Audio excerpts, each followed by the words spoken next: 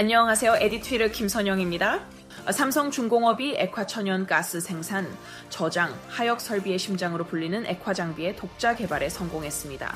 LNG 액화장비는 기체인 LNG를 액화시키는 장비이며 첫 국산화의 쾌거입니다. 개발된 액화 설비의 이름은 센스포입니다. 기체인 천연가스를 액체로 바꾸는 핵심 장비입니다. 액화 장비는 기당 2조에서 4조 원에 이르는 LNG 운반선 건조 비용의 35%를 차지합니다. 자세한 소식은 김효셉 기자가 전합니다. 네, 김효셉 기자입니다. 그동안 국산화가 이루어지지 않아 K조선은 미국과 유럽산을 써왔습니다. 삼성중공업은 미국 하니웰이 제조한 액화 장비를 주로 사용해왔습니다. 한국 조선업계를 먹여 살리는 선박 종류는 액화 천연가스, LNG를 운반하는 선박입니다. 일반 컨테이너선보다 수익성이 좋은 데다 중국이 완전히 따라잡지 못한 몇 안 되는 선박의 종류이죠. 그러나 제주는 한국이 부리지만 돈 버는 업체는 따로 있었습니다.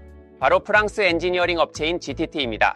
GTT 프랑스 회사는 LNG 운반선의 핵심 설비인 LNG 보관 설비와 화물창 기술을 독점한 회사입니다.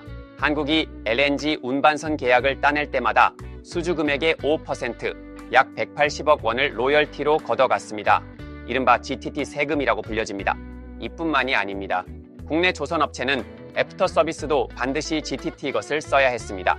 자체 기술이 없으니 문제가 생기면 GTT 회사만 쳐다볼 수밖에 없었습니다. 핵심 기자재를 국산화하지 못한 허울뿐인 조선 강국의 민낯이었던 것입니다. 삼성중공업이 액화 천연가스 생산, 저장, 하역 설비인 액화 설비, 즉 센스포를 내재화에 나선 이유가 여기에 있습니다. LNG 운반선의 화물창처럼 핵심 기술을 확보하지 못하면 운반선 계약을 따낼 때마다 알짜배기 로열티를 외부에 지불해야 하기 때문입니다. 삼성중공업은 조선업계에 불황이 몰아친 10여 년 전에도 핵심 기자재 연구 개발을 접지 않았습니다. 이렇게 손에 넣은 게 센스포입니다. 천연가스를 연간 200만 톤가량 액화할 수 있는 이 설비는 여러 장점이 있습니다. 전력 소모량이 기존 장비보다 최대 14% 적다는 점, 장비 크기가 작은 가스 팽창 방식이어서 좁은 공간을 효율적으로 쓸 수 있다는 것입니다.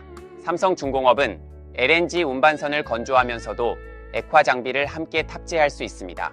이것은 운반선 제조 단가를 확 낮추는 효과를 가져다 줍니다. 다른 운반선 제조 회사에서 미국 허니웰 제품을 따로 구입해 장착하는 것보다 가격 경쟁력이 높은 것입니다. 이탈리아 에너지 기업이 삼성중공업에 센스포 납품을 요청한 이유이기도 합니다. LNG 운반선 시장의 유일한 라이벌은 중국 위슨 조선소입니다. 그러나 중국 위슨 조선소는 액화 장비를 내재화할 기술이 아직 없습니다. 미국의 대중국 제재로 신규 수주도 막혀 있습니다. 당분간 LNG 운반선 시장에서 중국 조선소와 초격차 강력을 유지할 것 같습니다. 삼성중공업은 중장기적으로 해외 장비까지 국내로 돌려 물류비 등을 절감하는 동시에 국산 기자재 밸류체인을 강화한다는 구상입니다. 삼성중공업은 액화 장비인 센스포를 설계하고 제작함에 있어서 그 안에 들어가는 몇몇 장비는 외국산 제품을 쓰고 있습니다. 앞으로 이 부품들도 국내 제조업체를 양성해서 맡길 계획입니다. 이상 김효셉 기자였습니다.